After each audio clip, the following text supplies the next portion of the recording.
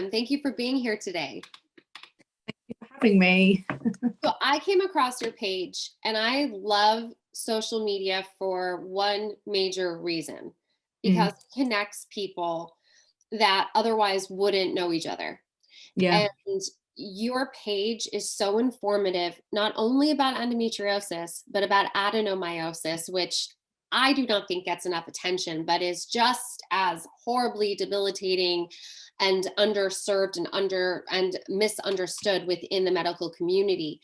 So thank you for your work and for your devotion to this cause and to this illness. Obviously, this is close to you. You have these two illnesses.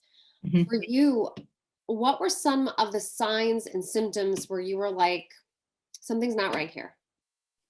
See, it's one of those weird things to me. Like when I was diagnosed, it was like a lot of things that happened to me when I was younger kind of started to make a lot more sense. So I started having my period when I was 10, and back then it was considered quite early to start your periods. But now when I speak to a lot of women, I know a lot of women who started quite early, and I would have really excruciating, really heavy, painful periods kind of up until I was about 14, 15, and I begged my mum. I was like, I need to do something. Like, I'm in so much pain. I was missing a lot of school. I was having a lot of stomach issues, a lot of bowel problems, a lot of anxiety. So my mum took me to the doctor, and I feel like the main sort of line a lot of women are given is just to go on the pill, just to go on the contraceptive pill, and that's like some magical cure.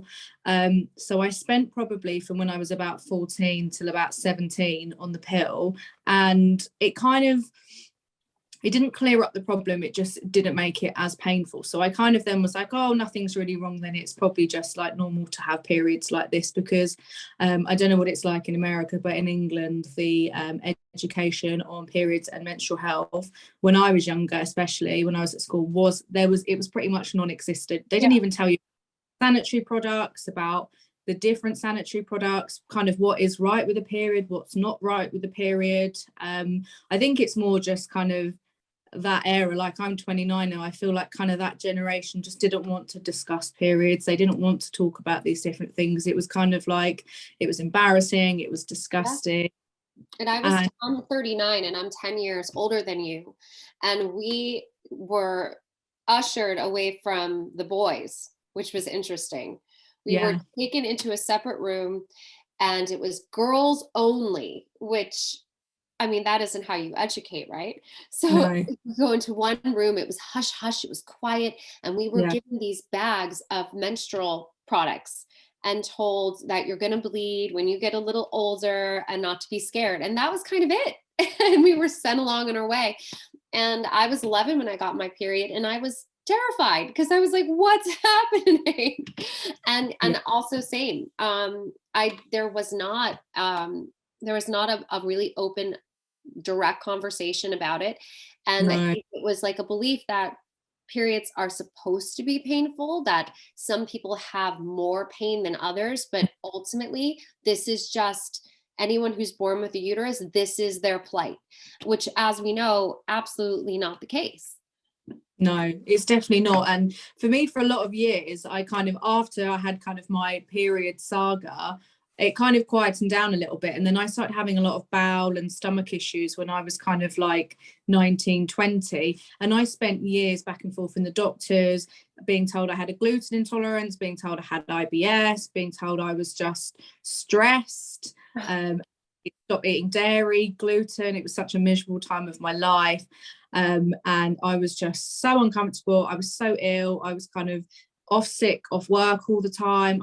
It was a really bad place. And then I started having a lot more gynecological symptoms, heavy bleeding, sex during intercourse, like trying to have sex with my now husband, who I'm still with. It was just horrendous. It was so painful. And we'd only just first got together, and I was having really bad like bowel issues, and you like things like that you just cannot hide from a partner either. It was really so I probably spent a very long time back and forth in the doctors trying to get diagnosed, and my GP, my doctors were very difficult. The one specific doctor I saw, she was very difficult at first. very kind of unempathetic. I had a transvaginal ultrasound, first one I'd ever had. It was so painful, I cried the whole way through. I went back to the doctor for my results and she said, oh, it's inconclusive, you'll have to have another one.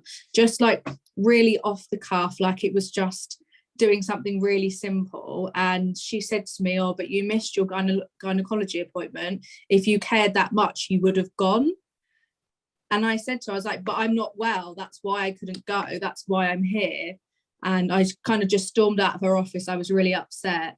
I then went to gynae and they put me on the waiting list for a laparoscopy because they said the only way to tell if you have endometriosis, because I'd been doing like my own research and my mum found this like tiny article in a newspaper about endometriosis and the symptoms. And she said, oh, I think you have this, like you need to push the doctors to try and find out. So I was like, I'll have the laparoscopy. At this point, I was like, I'll try anything because the not knowing is just too painful. It's worse than the pain I'm in. So like a year wait, and I was in and out of the hospital in the emergency room, and I just could not bear it anymore. So I went back to my doctor and I saw a different doctor, and she said, oh, let me just check your scan results. And she said the one that was supposed to be inconclusive actually showed signs of endometriosis. So this is why I don't see this specific doctor anymore, because just this whole, there's this really bad stigma sometimes with doctors, like in general practitioners, that they're just not very thorough and they don't have the correct information on endometriosis. So they just bypass everything. They just want to pump you full of different painkillers, different tablets, because we pay for our prescription here in England.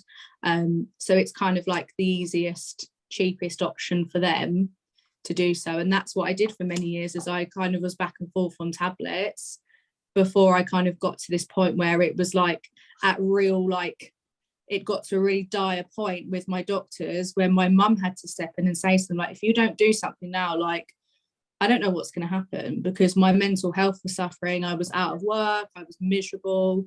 Everything was affected. So I finally got my first laparoscopy. I managed to have it done a bit quicker as well, because I feel like, especially in the UK with our health system, whoever shouts the loudest and kicks up a fuss, that's how you get seen quicker. And it's such a bad system and a bad way to have to do it. But unfortunately, that's how you have to.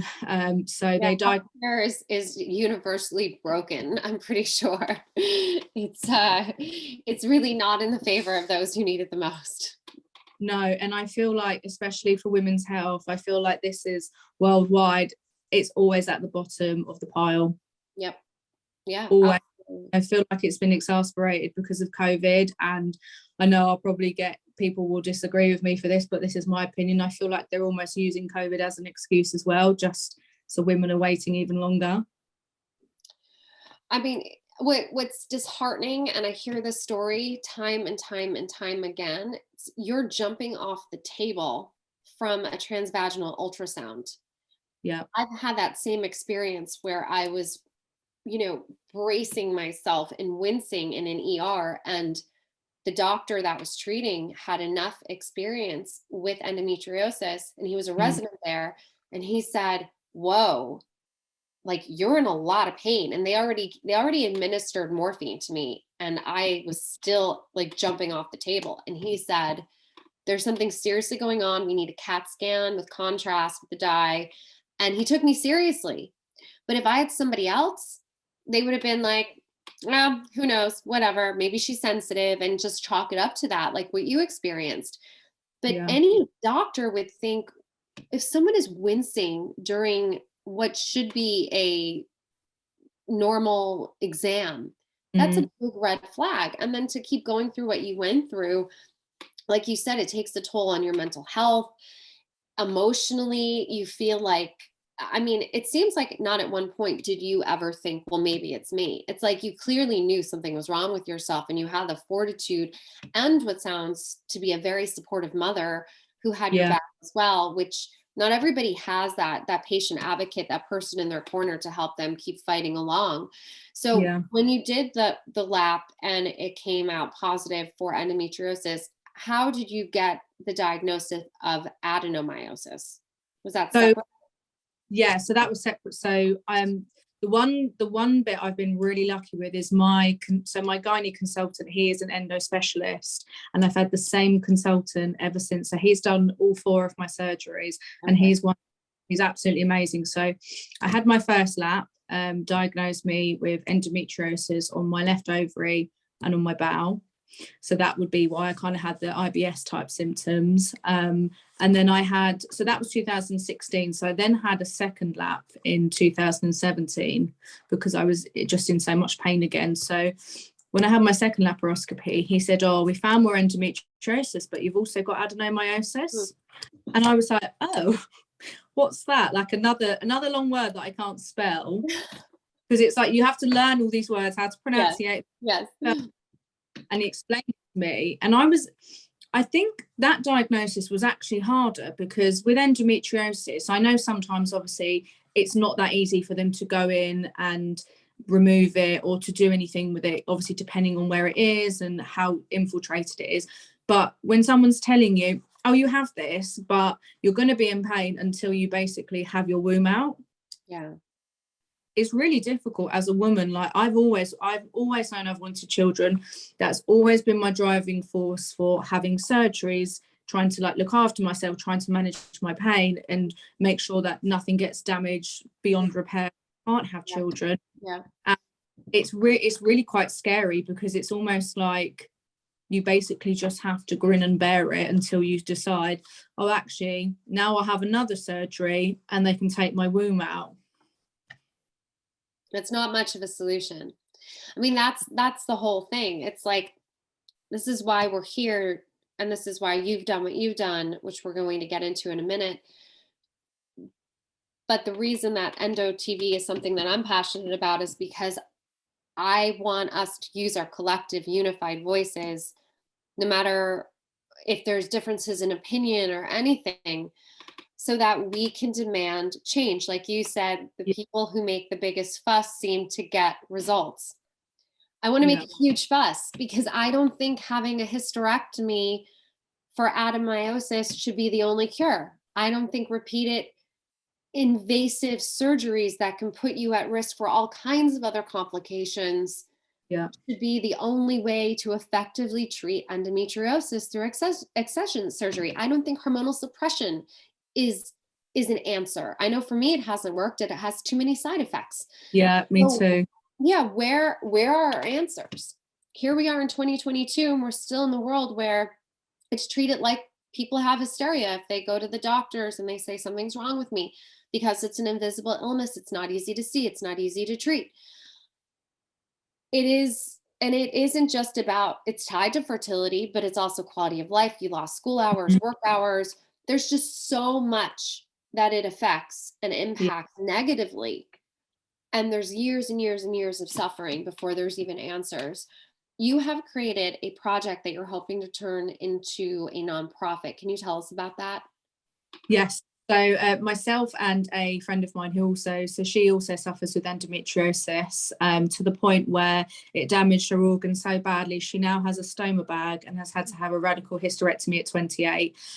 So me and Anna actually met through Instagram. So we're Instagram buddies. And so Anna lives over in North Wales. And so we met up, we went and stayed with her and I talked to her a lot. She's like my best friend now. We just so supportive of each other. It's amazing.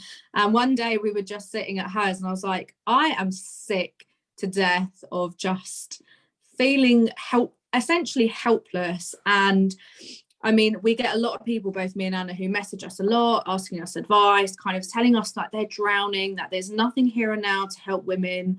There's no like these little things, because it doesn't have to be one humongous thing that can help women. It can be lots of small things as a collective that help women just feel less alone, less kind of defeated, because the whole process from diagnosis to even when you have a diagnosis, that's not just chapter close. And a lot of people as well don't have the right information. They could see a specialist, they could see a gynecologist, they could see anyone, and they might not necessarily get the correct information. And it's a minefield, and it's really difficult because I personally don't think there's a lot of good information out there.